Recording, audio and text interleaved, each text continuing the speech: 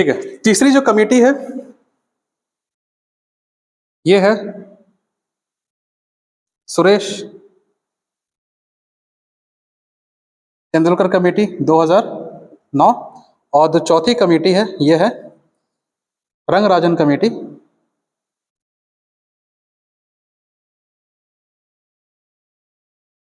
2012। तो ये चार कमेटी ने पॉवर्टी एस्टिमेशन पे काम किया, तो इसमें सही आंसर हो जाएगा option number B, poverty estimation पे। चलिए अगला क्वेश्चन देखते हैं 41। ये हम सेट सी की बात कर रहे हैं। क्वेश्चन नंबर 41,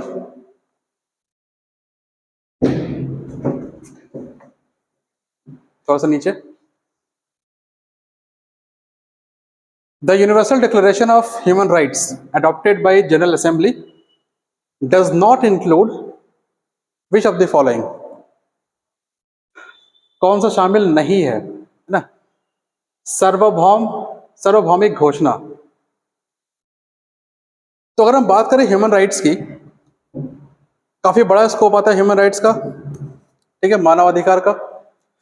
इसमें हम बात करते हैं right to life, right to education, सभी चीज़ों की हम बात करते हैं। डिग्निटी, एक डिग्निफाइड लाइफ हो, हमारे पास इक्वालिटी हो ऑफ एवरीथिंग, इक्वल अपॉर्चुनिटीज हमें सबको मिले, एक डिग्निफाइड लाइफ, एक लिबर्टी, है ना, right to life, freedom of adequate standard of living, हम अपने हिसाब से अपनी ज़िंदगी को सुधार सकते हैं, इसकी आज़ादी हमें मिलती है। जो हमें नहीं मिलता है फिलहाल अभी, वो है हमारा right to universal basic income. कुछ कंट्रीज ने भले शुरुआत की है, कुछ कंट्रीज में जैसे यूएस में या यूके में, कुछ यूरोपियन कंट्रीज में स्टूडेंट्स को, ओल्ड एज पीपल को, they are having some basic income, ठीक है। इनफैक्ट इंडिया में अगर हम बात करें, लेबर्स की अगर हम बात करते हैं, तो लेबर्स को एक मिनिमम, हम मिनिमम वेजेस एक्ट की बात करते हैं ना, minimum wages act, minimum wages कि मजदूरों को मिनिमम वेज दिहाड़ी मिलना है उन्हें। लेकिन हम right to universal basic income की बात नहीं कर रहे हैं। इनफैक्ट 2019 के इलेक्शन मैनिफेस्टो में कांग्रेस ने यूज किया था अपने मैनिफेस्टो में कि हम हर एक इंसान को, हर एक इंडियन सिटीजन को हर एक साल 72,000 रुपए का एक मिनिमम सैलरी प्रोवाइड करेंगे, ठीक है, जो कट के 6,000 रुपये महीने का आता है, ठीक है, जिसको लेके काफी ह्यू एंड क्राई भी हुआ था, कहाँ से पैसे आएंगे और क्या क्या चीजें होंगी। अल्टीमेटली वो चीज खत्म हुआ। अब फिर शायद ऐसा कुछ आए इलेक्शन में फिर से, इनफैक्ट फिर से बात भी हो रही है, ठीक है। कभी क्लास में डिस्कस करेंगे इसमें मेरिट कितना है, डिमेरिट कितना है, क्यों डेवलप कंट्रीज में बेसिक राइट्स की बात और बेसिक इनकम की बात हो रही है, हमें करना हुआ तो कैसे करेंगे, नहीं हुआ तो उसके क्या लॉस है, बेनिफिट्स है, वो हम आगे डिस्कस करेंगे। चलिए आगे देखते हैं 43। Which of the following statements are true regarding alluvial soil? जलोढ़ मिट्टी की बात हो रही है। अगेन ये क्वेश्चन काफी लॉजिकल है। अगर आपको नहीं पता, जैसे आप ऑप्शन 1 देखिएगा, इसमें रेत की मात्रा पश्चिम से पूर्व की ओर घटती है। अगेन मैंने आपको बोला पहले भी कि काफी सिंपल क्वेश्चन होता है जब भी लंबे स्टेटमेंट्स वाले ऑप्शन होते हैं, ठीक है। अब अगर इसमें नहीं, सभा कुछ नहीं पता, एक बार आप ऑप्शन देख लीजिए, 1 1 1 1 1 सभी में है, मतलब ये सही है। मुझे नहीं पता तो भी सही है, बिकॉज ऑप्शन दे रहा है, ठीक है।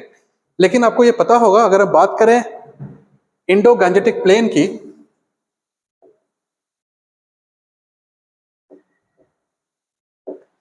इंडस से गंगा रिवर का हम बात करेंगे, फ्रॉम पाकिस्तान से लेकर के ब्रह्मपुत्र, वेस्ट बंगाल तक या बांग्लादेश तक, ठीक है। तो हमें मालूम है कि अगर हम सिंधु रिवर, इंडस रिवर की बात करेंगे, तो वहां पे आपको काफी डेजर्ट एरिया है, सैंड पार्टिकल्स वहां मिलते हैं, सैंड मिलता है वहां पे जिसकी मात्रा बड़ी बड़ी है। अगर हम बात करें डेल्टा की, अगर हम बात करें सुंदरबन डेल्टा की, तो डेल्टा में हमें काफी माइन्यूट वो मिलते हैं, बालू मिलते हैं, ठीक है। आप समझ पा रहे हो कि लाइक जब हम वेस्ट से ईस्ट की तरफ बढ़ेंगे तो सैंड कंटेंट कम होता जाता है। स्टेटमेंट सही है, लॉजिकली ये भी सही है, ठीक है।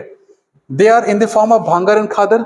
आपने ज्योग्राफी में ये पढ़ा होगा या आगे पढ़ोगे कि नॉर्मली एलुवियल सॉइल दो कैटेगरी में होते हैं, चार में होते हैं बस, मेजरली ये भांगर एंड खादर में है। इसको बोलते हैं ओल्ड एलुवियम और न्यू एलुवियम, ठीक है। This soil covers 40% of total area of the country, ये भी स्टेटमेंट सही है। This soil is rich in potash and poor in phosphorus, तो यहां पे है, ये स्टेटमेंट गलत है, because it is poor in nitrogen not in phosphorus. तो ऑप्शन 4 हमने हटा दिया, बाकी तीनों सही है। Option C is the correct answer, ठीक है। चलिए आगे चलते हैं। स्टैटिक क्वेश्चन है, इंडेक्स से उठाया गया है।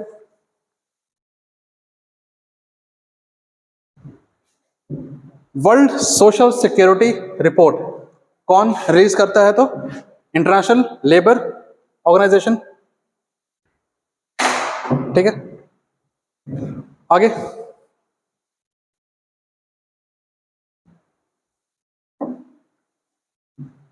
अगेन खराई कैमल्स, यूपीएससी का पूछा हुआ सवाल है ये।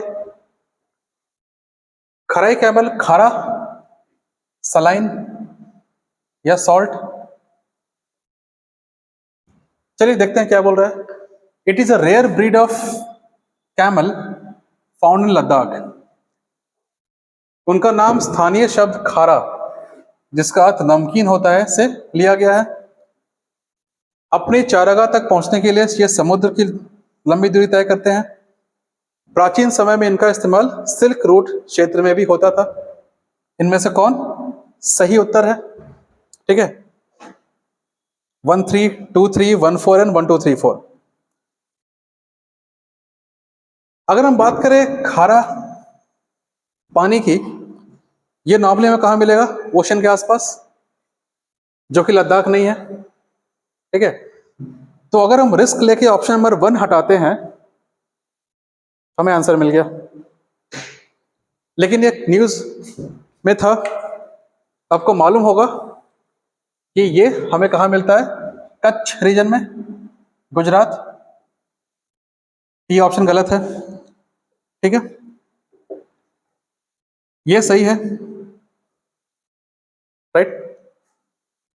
Then they swim long distance to reach the grazing areas.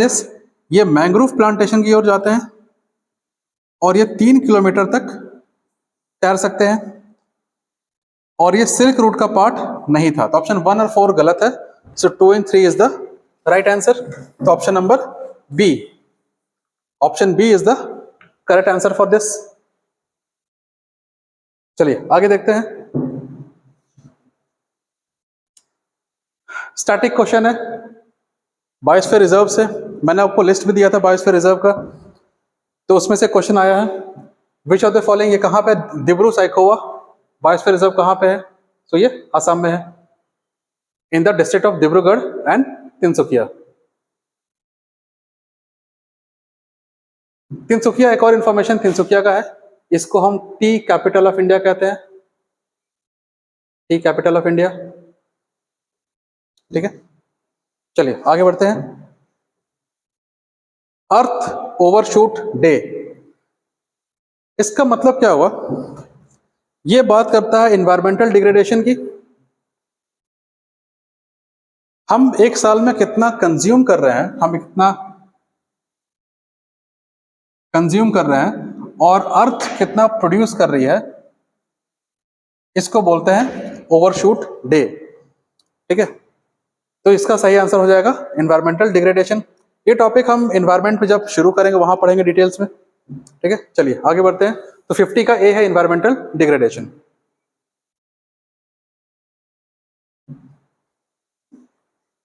थोड़ा और ऊपर करिए, थोड़ा सा, एक और, हाँ बस। अगेन क्वेश्चन थोड़ा लॉन्ग है बट काफी आसान पेपर है। आप अगर यहां देखोगे तो वी हैव कुछ ऑप्शन ट्रू फॉल्स में दिया हुआ है। The latitudinal and longitudinal extent of mainland India is around 30 degree. तो अगर हम बात करें इंडिया की मैप की,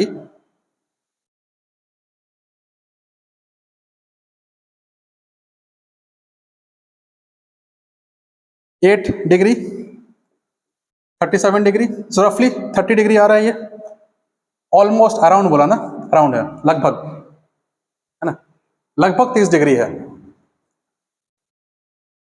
अगर हम यहां से बात करेंगे तो यहाँ 68 डिग्री और यहाँ पे 97 डिग्री, फिर से लगभग 30 डिग्री आ रहा है दोनों में। ये स्टेटमेंट सही है। From Gujarat to Arunachal Pradesh there is a time lag of 2.5 hours. तो स्टेटमेंट 1 सही है, 1 सही, 1 सही, 1 सही, 1 फॉल्स, इसको हम हटा दिया, ऑप्शन नंबर ये कट गया ना। यहां पे आपको थोड़ा सा देखना पड़ेगा बिकॉज स्टैटिक क्वेश्चन पूछा एनसीईआरटी से, ये 2.5 घंटे का नहीं, ये 2 घंटे का है, 2 आवर्स का, तो ऑप्शन 2 गलत है। सो फॉल्स फॉल्स ट्रू, ये भी गलत हो गया। अब देखो option number 3, 82.5 degree east of the standard is the standard meridian time of India. तो यहां से यूपी के नैनी डिस्ट्रिक्ट से एक लाइन गुजरता है जिसको हम इंडियन स्टैंडर्ड टाइम मानते हैं, जो सही इंफॉर्मेशन है। तो ऑप्शन 3 सही है, ऑप्शन 3 इज ट्रू, तो मेरा ऑप्शन बी आ गया, ठीक है। और इसी को हम स्टैंडर्ड टाइम ऑफ इंडिया मानते हैं, इंडियन स्टैंडर्ड टाइम आईएसटी, हम इसी को मानते हैं, ठीक है, जो 5.5 घंटा आगे है जीएमटी से, ग्रीनविच मीन टाइम से, ठीक है। तो अगेन लॉजिकल क्वेश्चन था, आसान पेपर था, रीजन लगाएंगे तो।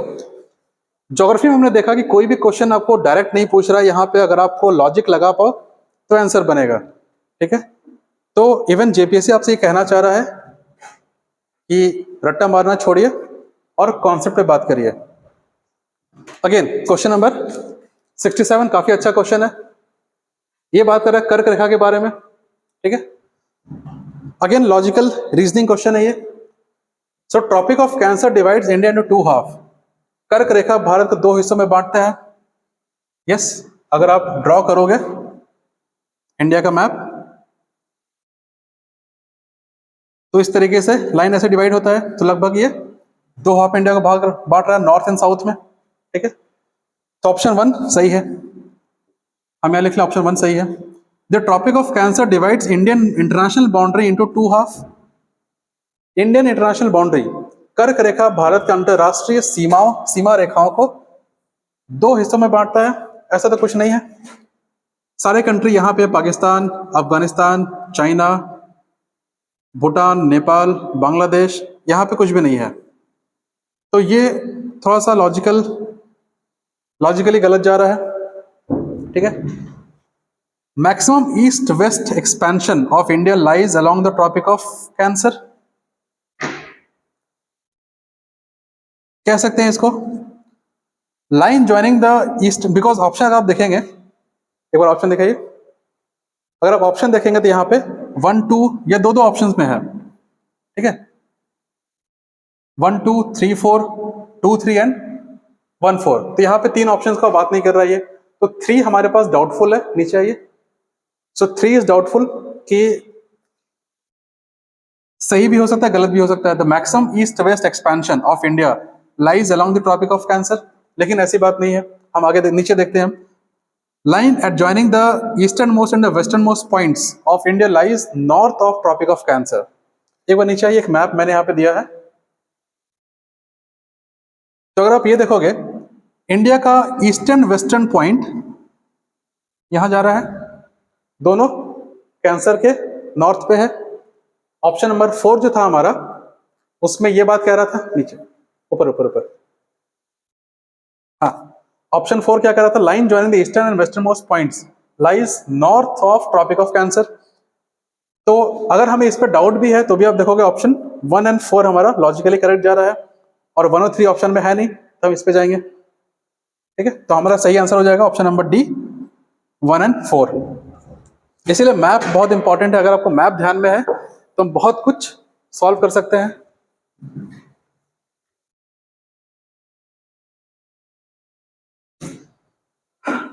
अगेन मैप से क्वेश्चन पूछा गया, विच of the following Indian state shares boundary with Bangladesh and Myanmar. तो अगर आप नॉर्थ ईस्ट का मैप देखोगे तो मिजोरम है जो बांग्लादेश और म्यांमार दोनों से टच करता है, बाकी नागालैंड, म्यांमार, त्रिपुरा, बांग्लादेश, मणिपुर, म्यांमार, और ये बोथ म्यांमार एंड बांग्लादेश। ठीक है, तो option number C is the correct. Next आगे देखते हैं।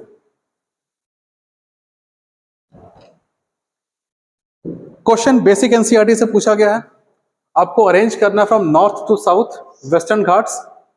लोकली किस नाम से इनको जानते हैं? उत्तर से दक्षिण पश्चिमी घाटों को स्थानीय तौर पर जाना जाता है किस नाम से? तो इसी नाम से, Sahyadri, Nilgiri, Annamalai and cardamom hills. ठीक है, ये पार्ट हमने ज्योग्राफी में हम देख लेंगे इसको, बेसिक ज्योग्राफी का पार्ट है, मैप से क्वेश्चन पूछा गया है। ठीक है, एटलस बहुत इंपॉर्टेंट आपके सिलेबस का पार्ट है। चलिए नेक्स्ट देखते हैं।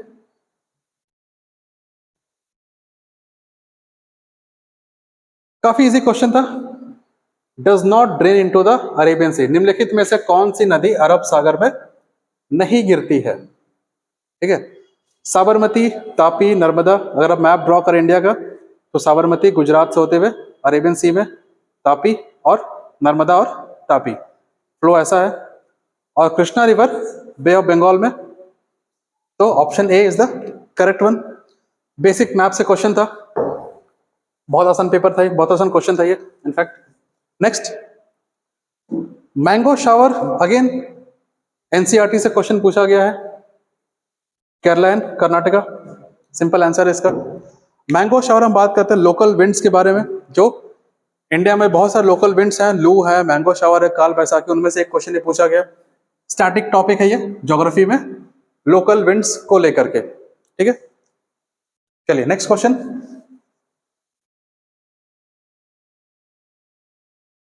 अगेन एग्रीकल्चर से बेसिक क्वेश्चन पूछा गया। Is true bajra is sown in hot and dry climatic conditions of western and central parts of India. It is a hardy crop, है ना। भारत में के पश्चिमी और मध्य भागों के गर्म और शुष्क जल वायु भागों को बाजरा रोपा जाता है। यह एक कठोर फसल है जो बार बार के शुष्क दौर को निपट सकता है। बारानी फसल होने के कारण राजस्थान में इसकी उत्पादकता कम है। राजस्थान इसके उत्पादन में अग्रणी है। दोनों बात कर रहा है, लो भी है, लीडिंग भी है, कोई एक गलत है। ठीक है, तो अगर आपने बाजरा के बारे में पढ़ा तो ये क्वेश्चन क्यों पूछा गया? बिकॉज इंडिया 2023 में हमने मनाया इंटरनेशनल मिलेट ईयर। ठीक है, या international year of millets, year of millets. ठीक है, ठीक, तो क्वेश्चन यहां से पूछा गया है, तो इसका सही ऑप्शन हो जाएगा ऑप्शन नंबर 4 गलत है। हमने 4 हटाया, 1 2 1 2, और यहाँ पे 3 भी गलत है, सॉरी हाँ 3 भी गलत है। नहीं, एक मिनट, ऑप्शन दिखाइए। इसमें 1 गलत है, इसमें वेस्टर्न और north western part of India, central नहीं है, तो 1 गलत है और 4 गलत है, तो ऑप्शन बी सही आंसर है। नेक्स्ट, स्टैटिक क्वेश्चन पूछा गया था, ड्राई लैंड फार्मिंग कहां पे होती है जहां पे बारिश बहुत कम होगी? यहां पे ऑप्शन है सी, लेस देन 75 सेंटीमीटर्स। थोड़ा लॉजिकल क्वेश्चन था। यहां पे क्या बोल रहा है, 2011 जनगणना के अनुसार भारत में महिलाओं का अंतरराज्यीय प्रवास, सबसे ज्यादा माइग्रेशन फीमेल का गांव से गांव में होता है, बाकी कहीं भी ऐसा नहीं है। क्यों होता है हम क्लास में डिस्कस कर लेंगे, इंडियन सोसाइटी में। ठीक है, तो इसका आंसर हो जाएगा सी, 74 का सी है। मेन कारण शादी है, ठीक है, इसीलिए। चलिए आगे बढ़ते हैं। 75,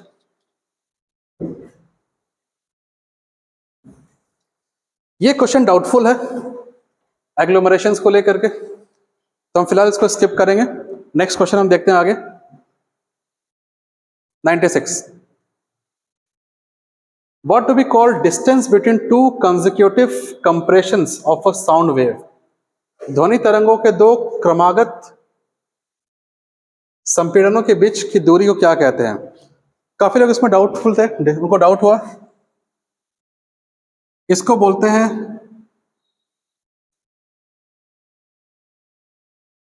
दो ट्रफ कि बीच की जो दूरी होती है इसको बोलते हैं वेवलेंथ,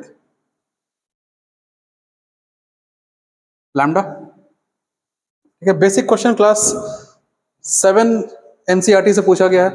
अगला क्वेश्चन देखते हैं 98 97। इको कैसे होता है? रिफ्लेक्शन ऑफ साउंड से होता है।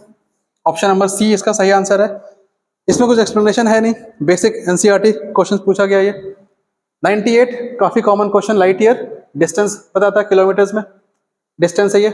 99 can not travel in vacuum, तो साउंड, ध्वनि कभी भी वैक्यूम में ट्रेवल नहीं कर सकते, हमें बचपन से पढ़ा भी है, सुना भी है, समझा भी है। लास्ट,